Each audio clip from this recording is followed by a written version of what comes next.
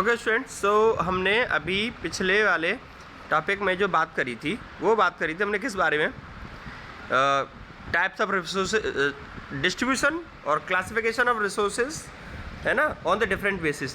तो हम उनके अब मतलब डीप में बात करने वाले हैं उन चीज़ों के बारे में। तो टाइप्स ऑफ रिसोर्सेज क्या है, जब हमने पढ़ा था कि टाइप्स ऑफ रिसोर्सेज को क्लासीफाई किया गया है किसके बेस पर,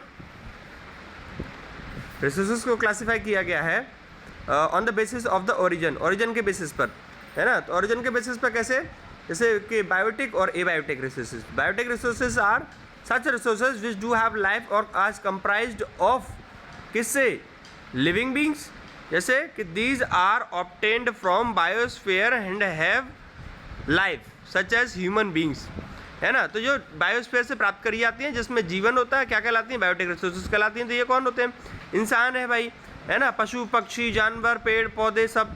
तो फ्लोरा एंड फौना हम 9th क्लास में पढ़कर आए थे, natural vegetation and wild life में। तो उसमें हमने क्या पढ़ा था, floras are the species of the plants of a particular time और पर्टिकुलर रीजन। किसी विशेष जगह और विशेष समय में पाए जाने वाले किसकी, पेड़ पौधों की प्रजातियों को हम क्या बोल देते हैं बेटा, फ्लोरा बोल देते हैं। ठीक है, चलिए अब आगे करते हैं।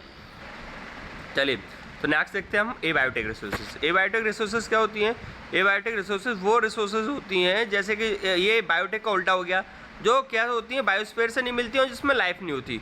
All those things which are composed of non living things, वो सारी चीज़ें जो किससे बनी होती हैं, नॉन लिविंग थिंग्स से बनी होती हैं, क्या कहलाती हैं, एबायोटिक रिसोर्सेज कहलाती हैं। एग्जाम्पल हो गया वो सारी चीज़ें जिसमें लाइफ नहीं होती, लाइक सनलाइट हो गया, लाइक सॉइल हो गया, लाइक वाटर हो गया, लाइक विंड हो गया, या एयर बोल दीजिए आप, है ना, रॉक्स हो गया, मेटल्स हो गया, कुछ भी जिसमें लाइफ नहीं होती एबायोटिक, जिसमें लाइफ होती है वो बायोटिक। जो living beings biotic, non living beings abiotic. Okay done. ये पिछली कुछ सालों में बहुत बार पूछा गया है, तो प्रोबेबिलिटी इसकी बहुत हाई रहती है पूछे जाने की, classification on the basis of origin. Okay, so now move further. अब हम आगे बढ़ते हैं और देखते हैं on the basis of exhaustibility. Exhaustibility का बेटा जी मतलब होता है ख़त्म होना। तो कोई भी ऐसी चीज़ जो कम होती है, ख़त्म होती है, ये हम पीछे वाले चार्ट में पढ़कर आए थे जब हमने देखा था ना वो, है ना। तो उसके ही बारे में चलो बढ़ते आगे। तो हमने देखा, क्या देखा, on the basis of exhaustibility. Exhaustibility में क्या होता है, the resources which can be renewed और reproduced by physical chemical and mechanical process are known as renewable resources. मतलब आप ऐसा मानिए कि वो सारे रिसोर्सेज जिनको हम क्या कर सकते हैं, जिनको हम दोबारा से नया कर सकते हैं, या फिर जो कभी ख़त्म ना होने वाली नेचर की हैं, रिन्यूएबल कहलाती हैं। री मतलब दोबारा, न्यू मतलब नया, एबल मतलब किया सकती हैं, है ना। तो वो केमिकल फिजिकल मैकेनिकल किसी भी प्रोसेस से जिन चीज़ों को हम दोबारा प्राप्त कर सकते हैं, ठीक है, रिन्यू कर सकते हैं, वो सारी चीज़ें कैसी कहलाती हैं, कैसी रिसोर्स कहलाती हैं, रिन्यूएबल रिसोर्सेज। एग्जांपल देख लीजिए, water, energy, forest, wild life, solar, wind, सारी चीज़ें क्या है, अपने आप कभी ख़त्म नहीं होने वाली हैं। विंड कभी ख़त्म नहीं होगी, सोलर एनर्जी जब ख़त्म होगी सन की लाइट, तो वो बहुत समय बाद कभी होगी, है ना। अच्छा जी, तो आगे बढ़ते हैं, समझ में आ गया। तो नॉन रिन्यूएबल रिसोर्सेज इसका उल्टा हो गया, वो रिसोर्सेज जिनको हम क्या कर सकते हैं, रिप्रोड्यूस या रीजनरेट या रिप्लेनिश नहीं कर सकते हैं, क्या कहलाती है, नॉन रिन्यूएबल रिसोर्सेज। नॉन का मतलब क्या हो गया, नहीं, री का मतलब दोबारा, न्यू का मतलब नया, एबल मतलब किया सकता है, जिसको दोबारा से नया नहीं किया सकता है, नॉन रिन्यूएबल रिसोर्सेज कहलाती हैं। डेफिनेशन आपको मिली गई। तो these occur over a very long geological time, ये ऐसी रिसोर्सेज होती हैं जो बनती हैं बहुत लंबे समय के बाद, ठीक है, बहुत लंबा समय लगता है इनके बनने के लिए। अच्छा जी, तो आगे बढ़ते हैं। Minerals and fossil fuels are example.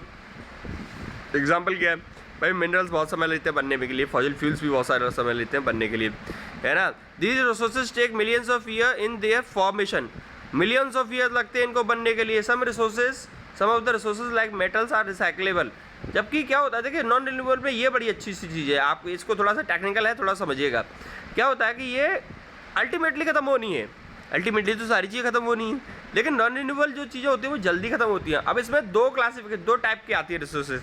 दो टाइप की कैसी रिसोर्सेज आती है, ऐसी रिसोर्सेज आती हैं, कुछ रिसोर्सेज जिनको हम कुछ टाइम इस्तेमाल कर सकते हैं, 2-4 बार, है ना, इस्तेमाल कर सकते हैं, उसके बाद वो खत्म हो जाएंगी।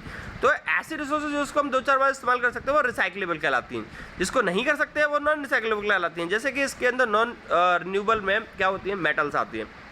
तो मेटल भाई ख़त्म होती है, बिल्कुल होती है भाई, तो क्या होता है, मेटल धीरे धीरे खत्म होती है ना, इसीलिए इसको रिसाइकिल कर सकते हैं। जैसे गोल्ड हो गया, सिल्वर हो गया, कॉपर हो गया, आयरन हो गया। आयरन आपने देखा है कि आयरन की कोई भी चीज़ जब हम खरीद के लेकर आते हैं तो क्या करते हैं, आयरन की जब भी कोई चीज़ हम खरीद के लेकर आते हैं तो उसका इस्तेमाल करते हैं। उसका इस्तेमाल करने के बाद कभी कभी वो ख़राब हो जाती है, टूट फूट जाती है ना, अच्छा, या फिर उसमें जंग लग जाती है, तो फिर हम उसको कबाड़े वाले को बेच देते हैं, तो कबाड़ा वाला उसको ले जाता है। एक्चुअली होता क्या है कि वो ओरिजिनल वेट जिसका आप लेकर आए थे, जितना वेट, अब उसका वो आयरन वाला है ना, प्रॉपर आयरन जो है उसमें वो कम हो गया है। तो ऐसे करके धीरे धीरे धीरे धीरे रिसाइकिल होगी, फिर दोबारा नया बनेगा, फिर वही ख़राब होगी, फिर रिसाइकिल होगी, धीरे धीरे खत्म हो जाएगी। इसीलिए इसको नॉन रिन्यूएबल रिसोर्सेज में दो तरीके से और क्लासिफिकेशन होता है, रिसाइकलेबल और नॉन रिसाइकलेबल, ठीक है।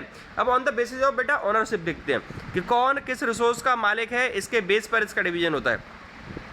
तो इंडिविजुअल से समझ में आ गया, कोई एक पर्सन किसी भी चीज़ का कोई मालिक होता है तो उसको इंडिविजुअल रिसोर्सेज कहलाते हैं। तो ऐसी रिसोर्सेज जो किसी प्राइवेटली ओन मतलब करी जाती हैं, प्राइवेट कोई क्या करता है, उनका मालिक होता है कोई एक व्यक्ति, क्या कहलाती है, इंडिविजुअल रिसोर्सेज कहलाती हैं। ये बहुत सारी चीज़ हो सकती है, आपका घर हो सकता है, आपका खेत हो सकते हैं आपके, है ना, और बहुत सारी चीज़ हो सकती हैं, like the vehicles that you purchase, है ना, like jewellery that you purchase, कुछ भी सारी चीज़ें, ठीक है। तो many farmers own land which is allotted to them by the government against the payment of the revenue. Lease पे लोग ले लेते हैं ज़मीन, तो लीज पे बेटा ज़मीन ले ली, या आप लोग बोलते हैं पट्टे पे ज़मीन ले ली, है ना, किराए पे ज़मीन ले ली। तो जब तक किराया आप ज़मीन का दे रहे हो तब तक ज़मीन आपकी है ना। वो इससे ये समझाने की कोशिश कर रहे हैं, ठीक है। अच्छा, इसके बाद आगे बढ़ते हैं। In villages there are people, हो गया था ये, देख लेते चलो। In villages there are people with the land ownership but there are many who are landless. तो गांव में बहुत सारे लोग होते हैं, ऐसे लोग होते हैं जिनके पास ज़मीनें होती हैं, बहुत सारे लोग ऐसे होते हैं जिनके पास ज़मीनें नहीं भी होती हैं। गांव से ऐसी शहरों में बहुत सारे लोग होते हैं जिनके पास घर मकान वगैरह अदर प्रॉपर्टी वगैरह बहुत सारी चीज़ होती हैं, है ना। लेकिन कुछ लोग ऐसे होते हैं जिनके पास चीज़ें नहीं होती। तो इसमें कौन कौन सी चीज़ आ सकती है, इसमें आ सकता है भैया आपका, देखिए, प्लॉट्स आ सकते हैं, घर आ सकते हैं, प्रॉपर्टी आ सकती है, प्लांटेशन जो बाग वगैरह जो आप लगाते हो वो हो सकता है, पास्चर लैंड जो जिस ज़मीन पर आप खेती वो करते हो, चारा करते हो, वो वाली ज़मीन आ सकती है, पॉन्ड्स तालाब आ सकते हैं आपके, कुओं में भरा पानी, कुएँ जो होते हैं वो आ सकते हैं। तो बहुत सारी चीज़ ऐसे एग्जाम्पल हो सकते हैं इसके, है ना, जिसके इंडिविजुअल्स मालिक होते हैं, ठीक है। चलिए, कम्युनिटी ओन्ड, कम्युनिटी का मतलब बेटा क्या होता है, ग्रुप ऑफ पर्सन्स। ये कम्युनिटी होती है, ग्रुप बनाया जाता है। तो ग्रुप तो बहुत सारी, जैसे व्हाट्सएप ग्रुप बनाते हैं ना हम, ऐसे करके बहुत सारे ग्रुप बनाए जाते हैं, है ना। तो ये कम्युनिटी किसी भी बेस पर कम्युनिटी हो सकती है। Community on the basis of religion हो सकती है, community on the basis of caste हो सकती है, community on the basis of gender हो सकती है, community on the basis of कुछ भी चीज़ें, प्रोफेशन के बेस पे हो सकती है। तो जब कोई भी रिसोर्स जो एक कम्युनिटी के द्वारा ओन करी जाती है तो वो क्या कहलाती है, कम्युनिटी बेस्ड रिसोर्स कहलाती है। कम्युनिटी बेस्ड रिसोर्स बेटा ऐसी चीज़ें होती हैं, जैसे कि आपने देखा है कि आप कहाँ ही रहते हो, किसी कॉलोनी वगैरह में रहते हो, तो कॉलोनी वगैरह में रहते हो तो आपने क्या देखा, आपने कॉलोनी वगैरह में रहते हो तो आपने ये देखा कि कॉलोनी के पार्क्स वगैरह जो होते हैं वो किसके होते हैं, वो कॉलोनी में रहने वाले लोगों के होते हैं, है ना। जैसे ऐसे शमशान घाट वगैरह होते हैं तो वहाँ के रहने वाले लोगों के होते हैं। ऐसी गांव में क्या होता है, पंचायत घर वगैरह होते हैं, है ना, धर्मशालाएँ होती हैं तो वो वहाँ के लोग ही इस्तेमाल करते हैं। तो ऐसी बहुत सारी चीज़ होती हैं, ये क्या कहलाती हैं, कम्युनिटी ओन्ड रिसोर्सेज। तो देखिए, they are resources which are क्या है, accessible to all members of the community. ऐसी रिसोर्सेज जिसका इस्तेमाल एक कम्युनिटी के लोग ही कर सकें, जिस कम्युनिटी की वो है ना। तो क्या कहलाती है, कम्युनिटी बेस्ड रिसोर्स कहलाती है। जैसे गांव में हमने देखा है क्या होता है, चारे वाली ज़मीन होती है, यहाँ पर पशु चरते हैं, है ना। बेरियल ग्राउंड्स जहाँ पर लोगों को दफनाया जाता है या फिर क्या किया जाता है, अंतिम संस्कार किया जाता है ना। गाँव में क्या होते हैं, वो तालाब वालाब होते हैं, है ना। ऐसे ही शहरों में पार्क्स होते हैं, पिकनिक स्पॉट्स होते हैं, प्ले ग्राउंड्स होते हैं ना, बनाए जाते हैं बच्चों को खेलने वेलने के लिए। तो वो वहाँ जहाँ का है वो वहीं के बच्चे उसमें खेलते हैं जनरली, तो उन्हीं लोगों को बिलोंग करता है ना। बाहर के लोग उसमें इस्तेमाल कभी कभी आ जा सकते हैं, इसका मतलब ये नहीं है, बट लेकिन वो उसके जो राइट्स होते हैं वो उन्हीं लोगों के पास होते हैं, है ना। तो क्या है, in urban areas de facto accessible, है ना, to all people living there. क्या होता है, ये सारी चीज़ें जो होती हैं शहरी क्षेत्रों में वास्तव में सभी लोगों के लिए एक्सेसिबल होती हैं, किन लोगों के लिए, जो वहाँ पर रहते हैं। अब बेटा जी नेशनल रिसोर्स पे आते हैं। लेकिन नेशनल रिसोर्स क्या होती है, नेशनल रिसोर्स बेटा वो रिसोर्सेज होती हैं जो रिसोर्सेज देश के पास है ना, जिसका मालिक कौन है, कंट्री है, नेशन है हमारा, तो वो क्या कहलाती है, नेशन ओन्ड रिसोर्सेज कहलाती हैं या नेशनल रिसोर्सेज कहलाती हैं। तो आपको लगेगा कि ये कौन सी रिसोर्सेज होती हैं भाई, ये बेटा जी वो रिसोर्सेज होती हैं नेशनल रिसोर्सेज। एक्चुअली टेक्निकली क्या होता है, सारी रिसोर्सेज ही देश की होती हैं, आपके पास भी जो सारी चीज़ें हैं वो भी देश की हैं, आपकी घर ज़मीन है ना, जो भी चीज़ आप परचेज करते हो वो सारी चीज़ें देश की हैं। आप कहोगे अरे यार ये तो बड़ी टेंशन की बात होगी भाई, ऐसे कैसे, चीज़ें तो पैसे मैंने डाला है, ऐसा कैसे हो सकता है? बिल्कुल ऐसा हो सकता है। वो चीज़ें आपसे जब तक नहीं ली जाएंगी जब तक कि उन चीज़ों का इस्तेमाल लोगों के, ज़्यादा लोगों के भले में, है ना, अगर वो बहुत सारे लोगों का भला कर सकती है वो चीज़ें, तो आपसे ले ली जाएगी। ठीक है, क्योंकि सारी चीज़ें किसकी होती हैं? नेशन की होती हैं टेक्निकली। तो आपने देखा होगा ना, जैसे क्या होता है कि कहीं से रोड वगैरह पास हो रहा होता है या कहीं से कुछ और काम हो रहा होता है, तो किसानों की ज़मीन ले ली आती है उनसे भूल कर, तो ऐसे ले ली आती है ना। Technically all the the nation, वही बात आ गई, सारी रिसोर्सेज टेक्निकली किसकी होती है? देश की होती हैं। The country has legal powers to acquire even private property of public good, है ना, फॉर पब्लिक गुड। तो कंट्री क्या कर सकती है? उसके पास लीगल राइट होता है, ये कानून उसको राइट दे रखा है। क्या राइट दे रखा है? कि अगर किसी की कोई चीज़ है और उससे बहुत सारे लोगों का भला हो सकता है तो उससे वो चीज़ ले जाएगी और बहुत सारे लोगों में बांट जाएगी। You might have seen roads, canals, railways being constructed on the fields of owned by some individuals. आपने देखा ही है, मैंने बताया भी कि बनती हैं लोगों के, और लोगों के खेते होते हैं, ज़मीनें वीनें में इसमें चली जाती हैं। जैसे कि urban development authorities get empowered by the government to acquire land. ऐसे ही शहर में क्या होता है, उसको क्या बोलते हैं, नगर निगम वगैरह विकास प्राधिकरण होते हैं ना, तो ये लोग क्या करते हैं, ये लोग भी, इनके पास भी अधिकार होते हैं। किसके लिए? ज़मीन छड़ाने के लिए आपसे ज़मीन ले सकते हैं। ले कब सकते हैं? जब उस ज़मीन का इस्तेमाल बहुत सारे लोगों के भले के लिए हो, तब ओनली, है ना। तो all the minerals, water resources, boundaries and the oceanic areas up to nautical mile. Nautical mile क्या होता है बेटा जी? नॉटिकल माइल का मतलब होता है जब हम क्या करते हैं, हम जब ज़मीन पर, है ना, रोड्स पर ट्रैवल करते हैं, तो रोड्स पर ट्रैवल करते हैं तो क्या होता है, डिस्टेंस जो नापी जाती है वो किलोमीटर में नापी जाती है। जबकि जब हम पानी में ट्रैवल करते हैं तो डिस्टेंस जो मेजर जो करी जाती है वो नॉटिकल माइल्स में मेजर करी जाती है। ओके, तो 12 नॉटिकल माइल्स तक देश की सीमा से, है ना, कंट्री क्या करी जाती है, कंट्री के बॉर्डर्स थोड़े से आगे पीछे उथले पुथले होते हैं, तो क्या करती है, एक बेस लाइन बना दी जाती है चारों तरफ से, है ना। बेस लाइन क्या होती है? एक पतली सी लाइन डाल दी जाती है, पतली सी मतलब एक इमेजिन कर लिया जाता है कि मैक्सिमम एक्सटेंशन जहाँ तक होगा वहाँ तक, है ना। तो ऐसी एक, आप नहीं समझ में आ रहा था आप इतना समझ लो, कंट्री का बॉर्डर जहाँ से स्टार्ट होता है वहाँ से 12 नॉटिकल माइल डिस्टेंस तक में जो भी सारी चीज़ें, ये हाँ, नॉटिकल माइल जब समुद्र में यात्रा करते हैं, ओशंस में यात्रा करते हैं, तो कंट्री के बॉर्डर से 12 नॉटिकल माइल ओशियंस तक जो सारी रिसोर्सेज पाई जाएंगी वो सारी रिसोर्सेज किसकी होंगी? देश की होंगी। ठीक है, अब इंटरनेशनल रिसोर्सेज क्या होती है? इंटरनेशनल रिसोर्सेज होती हैं वो रिसोर्सेज कि जब एक देश के बॉर्डर से 200 नॉटिकल माइल्स क्रॉस कर जाते हैं, उसके बाद ओशियन का जो क्षेत्र पड़ता है वो किसी देश का अकेले का नहीं होता, बल्कि उस पर सभी का अधिकार होता है, सारे देशों का। इसीलिए इसको इंटरनेशनल रिसोर्स कहते हैं और इसको हम नए नाम से जानते हैं, ये नाम है एक्सक्लूसिव इकोनॉमिक जोन, है ना, EEZ बोलते हैं इसको।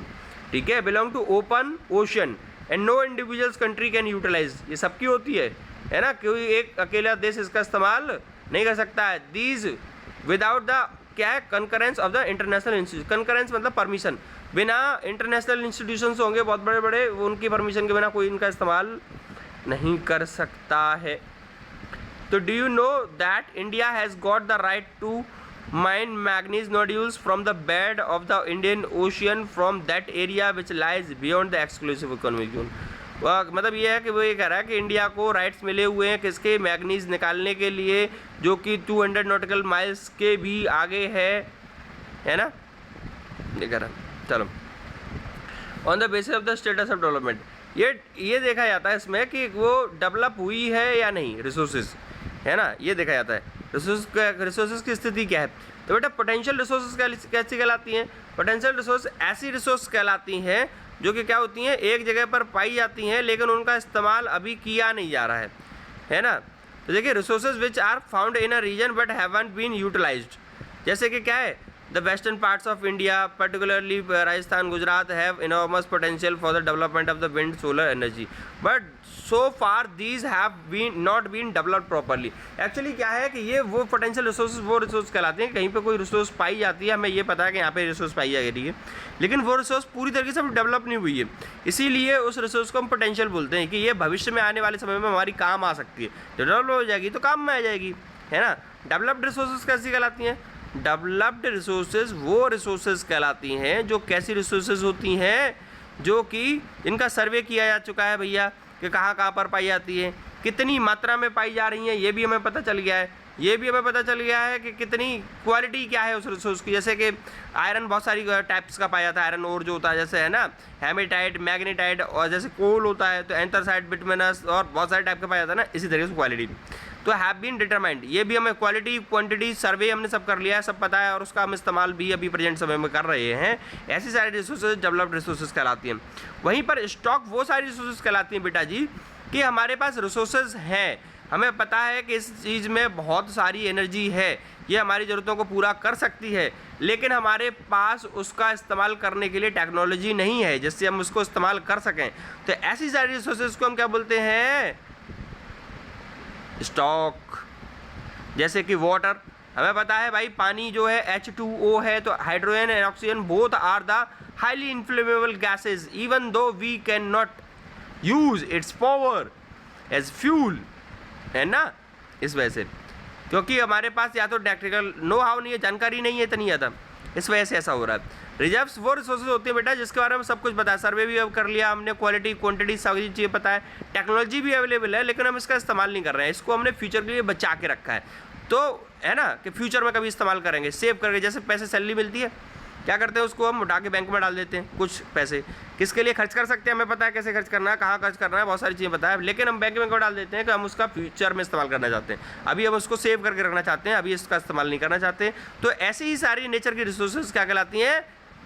रिजर्व्स रिसोर्सेज कहलाती हैं। ओके, चलिए अब नेक्स्ट वीडियो में आपसे मिलते हैं। Thank you.